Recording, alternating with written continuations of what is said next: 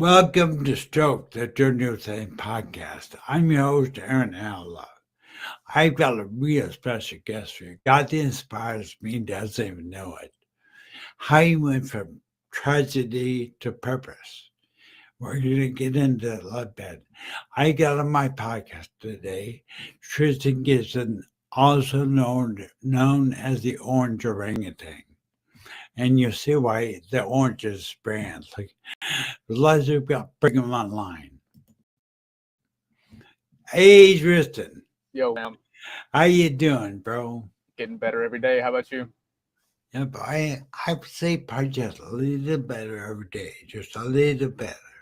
Hell yeah, man. But introduce yourself to the community. Yeah, so I was a college soccer athlete, and I let a neurosurgeon and abdominal surgeon perform surgery on me. That surgery ended up going bad. 4 months later, I was back in the hospital, had a bunch of brain and abdominal surgeries, and that's where my life changed. And I'll get into it further as we go on in this podcast episode. Great. That's really great. I want you to know, Tristan, my big purpose after my stroke and what really impacted my life was the mindset. Mindset to me is everything. Oh, yeah. Stroke about it. And I watch you on what you do lives and what you do in your little videos, and they're all about mindset. So let's back up a little bit. Tell me a little bit of, because you're a lot younger than I thought you were. Tell me when you had your stroke and what you were doing. Tell me a little about your life before stroke. Yeah, so let me preface this by saying I have stopped claiming the stroke as mine because when I did claim it as mine, I used it as a scapegoat, used it as a reason why I did or didn't do things or couldn't do things. You know how you refer to your mom or your friends or your family by saying yours, right? Or I say Right. my, right? Those are things that I love and that I appreciate in my life. Did I appreciate the event that happened, the stroke? No. I clung on to it. It was a type of Stockholm syndrome, as I see it. The stroke itself brought no benefit to my life. It actually ruined my old life, and I carried it with me for years, and it limited me severely. Once I started separating myself from the stroke with my words by saying the stroke or I had a stroke or something like that, I was able to break away and ditch that stroke from my identity because it is an event that happened in the past. It happened. It's not here with me right now, right? Right. So that is the first step that I started taking because I saw a video on social media that said your subconscious cannot tell the difference between when you're being serious or when you're joking. So it believes everything you say. And so when you call it your stroke, or when I called it my stroke, my subconscious believed that, and it latched onto the event, the stroke, and carried it with me, if that makes sense. Yeah, as your identity. Exactly. So, touching on the identity piece, your subconscious believes every single thing you say, whether it's a joke or whether you're real, or whenever it's real, right? Subconscious. Yes. So, for years, for my entire life, I always said self-depreciating jokes. I always made fun of myself and put myself down every single chance I could. Could never accept a compliment. As soon as somebody said something positive about me, I would always say something negative, as just to counteract it or whatever. When I saw that video that said our subconscious believes every single thing we say, I stopped saying that I was stupid because of my brain surgeries and my brainstem stroke. I started saying I'm a genius, because I'm a very sarcastic man. I like being witty and sarcastic and all that. And so when I forget something, I laugh. I'm like, I'm a genius, One example that happened a couple months ago, I cooked tacos and I put the shells in the oven and I thought I turned the heat off, right? I didn't. And the tacos burnt. And I looked at that and I could have chosen to get mad right? I could have chosen to get upset with myself. However, I looked at it, I laughed, I said, "Oh my God, I'm a genius. I'm not going to do that again anytime soon." I learned a lesson, right? There's only a mistake if you don't learn a lesson. If you learn a lesson, then it wasn't a mistake, because you never lose if you learn, right? Yeah. Going on top of the identity piece, though, I used to identify as a stroke survivor. I used to call the stroke mine. I used to call it the depression, anxiety, imposter syndrome, all the negative mental health issues that I had. I used to call all those mine. I used to identify as depressed or anxious. Used to say things like, the older version of myself said that he hated himself on a daily basis. He referred to sleep as his 8-hour trial of death because he just wanted to pass away in his sleep. That stuff had so much power over my identity because I let it subconsciously, because I let it into my mind. Because you let it. You let exactly. It. Exactly. And look, it doesn't matter if you think that the stroke happened to you. It doesn't matter if you think that somebody else is at fault for it. The more you project that blame onto someone else, the more you lose your power, the more you give your power away. I did not directly cause the stroke and the surgeries that I had. However, I let the first surgery happen. I gave that doctor permission to operate on me and screw up the surgery and cause all the following stuff. So I am responsible for what happened to me in the hospital.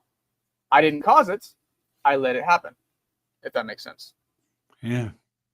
So even if you think that there is no possible way that you had anything to do with the stroke or whatever TBI that you have, if you can find a way to take some responsibility, I guarantee that you will feel so much more empowered and so much more responsible for your health and your journey right now. Because the more you project that blame, the more you project that negativity onto someone else, like I said, you lose your power, you give it away. The more you take it back, the more power you have right now. So you're saying as we face our stroke, as we face the stroke we had, There we go. we make our subconscious, we'll open it up to make it our identity, but it's not our identity. Yeah, it allows the stroke or any negative thing in your life to hijack your identity and become part of who you are. And once I realized that, I started taking action. I started changing the way that I speak and view myself, because it's my life. It's not the stroke's life. It's not the depression or the anxiety or the poor mental health or whatever. None of them are living my life. They may be a part of my journey. However, I am in control of my life. I am in control of my health. And so are you, if you choose to believe that. Well, yeah, to me, that's reality. Reality is we need to look at ourselves in the mirror. What I understand, I was a new guy, a brain guy, his name's world famous, I can't remember his name right now. But you mentioned the subconscious. It lays under, even though it may be a false belief, your subconscious will lay under the table to make it a belief, make it real. And you're saying by facing it and looking at it and then choosing to be different, you change your destiny. You've done that, Tristan. I Oh, yeah. thought you. Were you like a avid avid soccer person, weren't you? I was a college soccer athlete, my man. Yeah. My physical fitness was fantastic. And that was the only thing that was good about my health and my life. Because I was raised with a lot of abuse, a lot of neglect, and my head was filled with so many dark things about myself that I carried them as mine. I carried them as part of my identity. And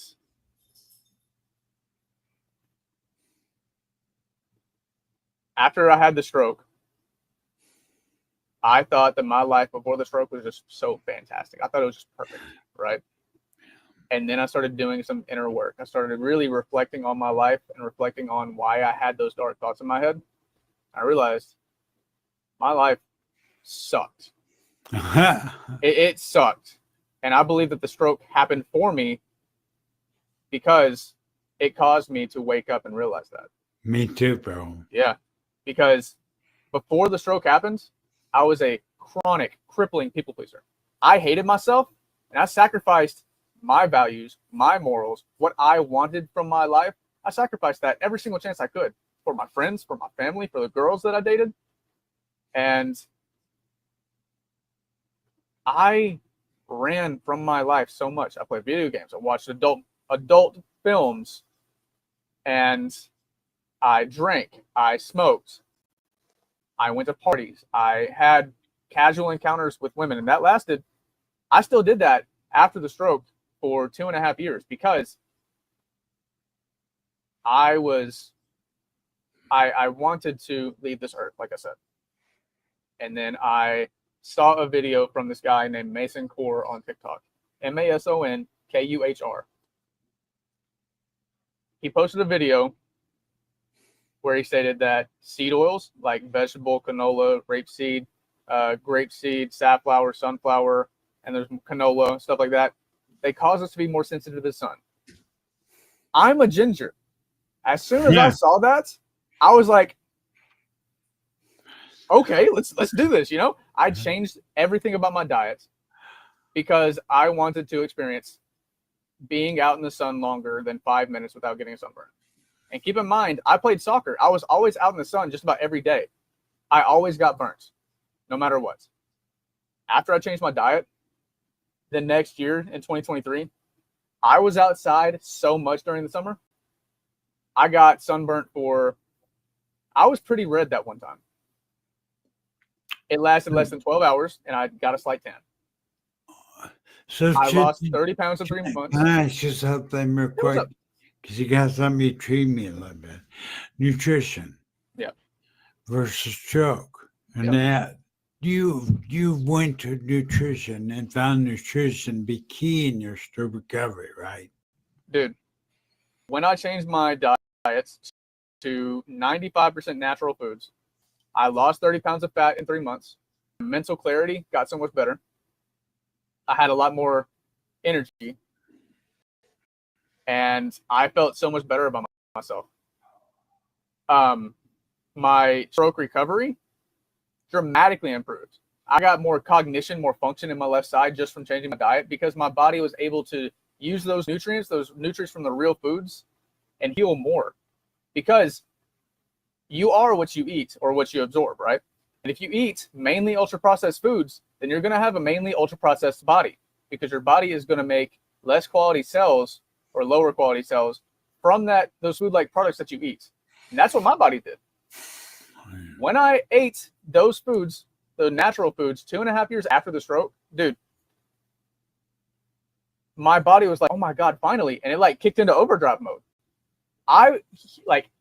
3 months from just changing my diet, dude, my recovery dramatically improved. Without anything other than changing your diet. Changing my diet, and I did take some supplements. And I became affiliates for the supplement brands that I used because I saw so much improvement. I did no extra exercises for the first 3 months. I was sleeping better. I was getting outside and getting more sun, and I was putting my bare feet on the ground. It was the bare feet on the ground, getting a little bit more sun, sleeping better, and changing my diet, dude. That's all I did. And I get a lot of stroke survivors in my comments and in my DMs that ask about, they say that exercises that they've been doing haven't worked, so they want different exercises. And that's fantastic that they want to do stuff for their recovery. And I believe that is the wrong approach, because if exercises have failed to work for you, then I believe that different exercises will also fail to work for you. It's the I just posted a video about this yesterday. You're missing the fundamentals. You're missing the nutrition. You're missing the sleep. You're missing the sunlight. You're missing the connecting with the earth and getting its negative, I think it's ions or energy to counteract the modern lifestyle. Because when you get the fundamentals down and then you start exercising, you'll have a much greater chance of properly recovering from a stroke or having a better stroke recovery. Because with the exercises that you're doing now, it's almost like a Ferrari engine with 5W30 oil. Oil that's supposed to go in a normal, quote unquote, normal car. If you put that in a Ferrari engine, the engine's going to explode. The engine's not going to be able to run quite as good, or it's not going to be able to run as good at all. That's exactly what your body is. Your body is the Ferrari engine, and those processed foods are the 10W30, 5W30 oil, or the regular gas. Your body's unable to properly run on that stuff, and when you start giving it what it needs, the natural foods, the sunlight, the sleep, the connecting with the earth, and I would even say throw in cold exposure as well. Cold exposure, men and women, it's suggested to take different approaches, and there's some podcasts that you can listen to on this. So like cold water, I take cold showers every single morning, and that has dramatically helped boost my mental health. When you do all of that stuff, you will be properly fueling your Ferrari engine in a way that will allow it to have a greater chance of healing. And then when your body feels better, your mind will start feeling better. When you start noticing changes in your body, you will start feeling better up here, because it takes much more than just simply changing your mind to change your mindsets. It takes changing your habits, because your habits are what you do, and what you do is who you are, right? And so start doing things that fill your cup more. Start doing things that will benefit your health and your recovery more. And you will become a fundamentally different human in a relatively short period of time. I mean, so I see you out there. It's blown my mind most times. You're so positive, and the outlook is so great. I love the shorts. Love the shorts you do. Love what you do. But you took a stroke. You went through a terrible stroke. And then, but you've turned it around. You now help people. Oh, yeah. Like me. And I'm guessing nutrition, one of the first things you teach. Absolutely. It's nutrition and recommended subs is the first 2 weeks of the actual program. Or the second and third week, technically. Yeah, because exercise, to be honest, is one of the last things I focus on, because I guide my clients through getting the fundamentals down week by week. We take a week to implement things, find things that work for them, and then we move on to the next thing. It's just week by week. It's a slow process to make it more sustainable, because when I try to do this on my own, I failed quite miserably because I had all this information and I had no way of approaching it. And then I went through this coaching program that helps me take more power over my life. And I realized, holy shit, this stuff can work for so much more than just taking power back over your life or feeling more empowered or whatever. This can actually heal. Like, this can help people heal and become fundamentally better than they ever were in their lives. And that's exactly what I do for my clients. That's what I help my clients do, at least, because I give them the information, I give them the process, and I give them the guidance and support. They are the ones that do the work. And I make sure to check in with them and make sure that they're proud of themselves, because that's another fundamental piece of mindsets. If you only think about making other people proud, then you will subconsciously hate yourself. You will, if you don't fill your cup, like when you fill your cup more, you'll be able to spill over into other people's cups, you know? And so when you're proud of yourself and you love yourself, you're able to love people more. You're able to actually show genuine enjoyment for what other people do for you, instead of wanting to please other people in order to get praise or get something in return, you know? And yeah. And actually, before we hop off to this, I would like to share this a screenshot, or not a screenshot, screen share this article. You could show it. Yeah, one moment. Share So screen. it's present. It's the present button at the bottom. Yeah, one moment. I have the night filter on my computer. So let me turn this down so I can actually see the I button. know, but no. Uno momento. But while you look for that, I want it goes back to identity for me. It's not letting me share. What the? I won't share. No. Oh wait, hold on. You could got presented to show. Yeah, I did. Now it's not like clicking anything on the page. Here, I'm gonna reload. It may kick me out. Oh wait, here we go. There we go. Lit. Importance of BDNF. All right, cool. Here we go. Can you see? No. Can you see my screen? Oh, that's hold on. I'm getting it. It's up to me. I didn't catch that. What? All right, now I see it. You see it? Yeah. Cool. So the importance of BDNF and stroke recovery and rehabilitation. Okay. I found this on a connection call with a potential clients, and it blew my mind. It proved why everything happens this. So how long after a stroke can you get recovery from BDNF? The subacute phase is 7 days to 3 months. This is when people can have rapid healing, and the chronic phase 3 to 6 months plus. Everybody can get benefit from this. Everybody, no matter if you're 40 years after the stroke, because it's all about neuroplasticity. Okay. What does BDNF stand for? BDNF stands for brain-derived neurotrophic factor. It is a key molecule that all survivors of stroke should be striving to access in their brain. Shortened as BDNF, this protein has been referenced as the miracle grow for the brain. And we can provide a link in the description. Oh yeah. Okay. Oh yeah, absolutely. Because this is free information. Like, this is free sauce. And so, how to increase BDNF? Exercise. That's a good one. And like I mentioned earlier, you will get less benefit from the exercise if you're missing the fundamentals. So keep that in mind. So high intensity interval training, that's good. A lot of people that I've seen, there's been a lot of people that say, physical therapists online say that the only way to increase BDNF is through hard exercise. And I know that I believe that their intentions are pure, and it's misleading because good sleep hygiene, going to bed and waking up around the same time, limit caffeine intake, eliminate sources of blue light. I say like an hour or 2 hours before bedtime. This says 30 minutes. Natural sunlight throughout the day. Like, this is all free information. And BDNF boosting foods. My philosophy is high quality natural foods. I've learned that it doesn't matter what diet you're on, carnivore, paleo, vegan, animal-based, vegetarian, whatever. They all can help the body heal. It depends on your intentions and how you go about it.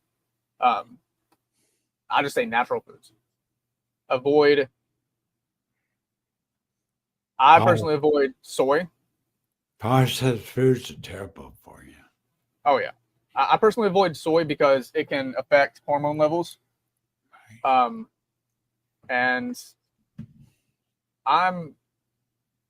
I strongly dislike seafood, to be honest. Manage your stress. So sleep and diet can help with this. Exercise can help with this. Connect with others. And then, yeah, this stuff is exactly what I guide my clients through with my coaching, and I do more. So I include the mindset stuff, the mindset principles, how to change the way that you view your life. I include that after the nutrition part, because if you can do this stuff, then it won't happen. It doesn't matter how much time you dedicate to it. Doesn't matter how much you exercise. Doesn't matter how much sun or sleep or whatever you get. If you believe that it won't work for you, then it won't work for you. It's like I think it's that old Henry Ford quote. If you think you can or think you can't, either way, you're right.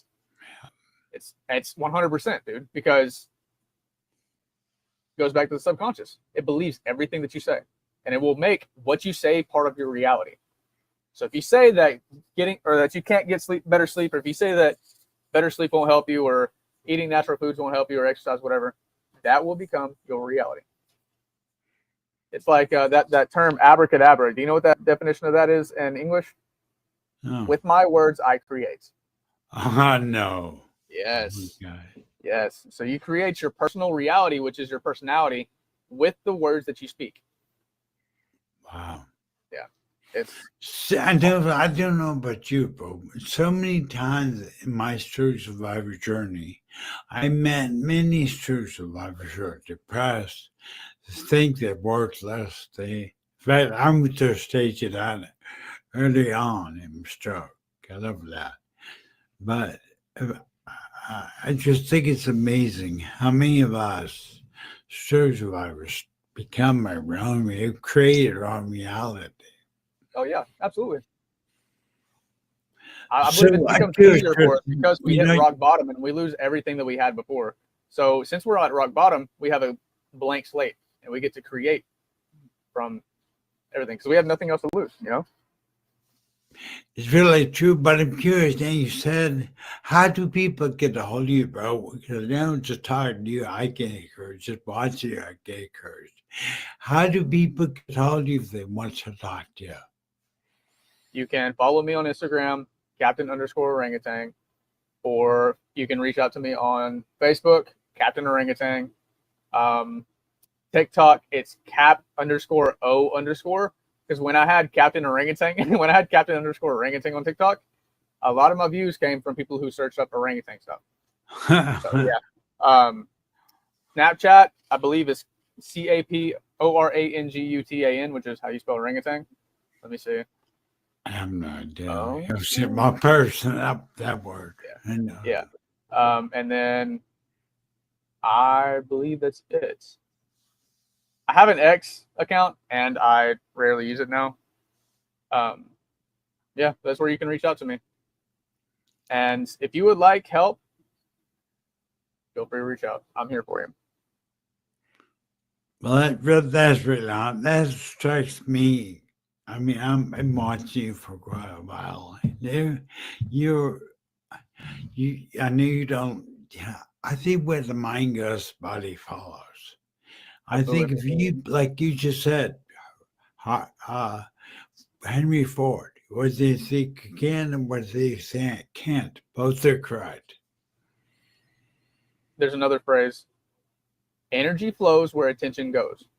So if you focus on the negative, your energy is going to go out to that and it's going to attract more of that to you. If you focus on the positive, it'll do the same thing. It'll go true. out to that and attract more to you. Right. Awesome, bro. Well, I think it's really 30 minutes is long enough. I'm sorry, my podcast is like 30 minutes. I'm gonna have you on again, but because I really want to drill down this whole subconscious, supporting it through beliefs and stuff. But if there's one thing you see out there that's common in the stroke world, identify what that problem is? What do you see commonly out there? I see a lot of things commonly, and the first one that came to my mind is people who had a stroke and reach out to me for advice on exercises. I will be 100% honest. The first 3 or 4 months of my post-stroke life, I was I was unconscious, had no memory of it. I was in what I call the dark, quiet abyss or void while my body went through the exercises. I regained very, very basic function from doing exercises. And it stayed that way for the next 2.5 years until I changed my diet. And then I started putting my bare feet on the ground and getting more sunlight and improving my sleep and taking cold showers and stuff like that. Exercises will help some. And they will help more when you get those fundamentals down. Well, I think that's really the point, is that yes, exercise helps, but you exercise the body with the correct mindset, whatever. you 10x your recovery. Oh yeah. And like I said, the fundamentals, dude, getting nutrition, sleeping better, because your body heals most when you're asleep. Getting more sunlight, because the sun plays a huge role in many processes in the body. Putting your bare feet on the ground, because the earth gives off a healing frequency. And cold exposure, improving your connection or relationships with others. Those are all ways that you can fill your own cup so you can start spilling over into other people's, if you so choose. If not, then you can choose to grow your cup as big as you want and never have it overflow at all, you know? And yeah, like you have so much potential because you are rebuilding your life. And the fact that you get to rebuild your life means that you can make it better than it ever was. I found this to be true. What you're saying, interesting, because I went to the same dark time in the early beginning, but I found out it was the way I was thinking. It was the way I was thinking about this. I used to lay there in bed, thought my life's over, same thing. I'm no good, I'm a burden. But then as soon as I shifted the eternity away, I spoke to myself, changed everything. Mm-hmm. But Tristan, we're down at the end of the podcast, but I did want to ask you one thing. If you were to give one point or one encouragement to a surgeon right now, what would it be?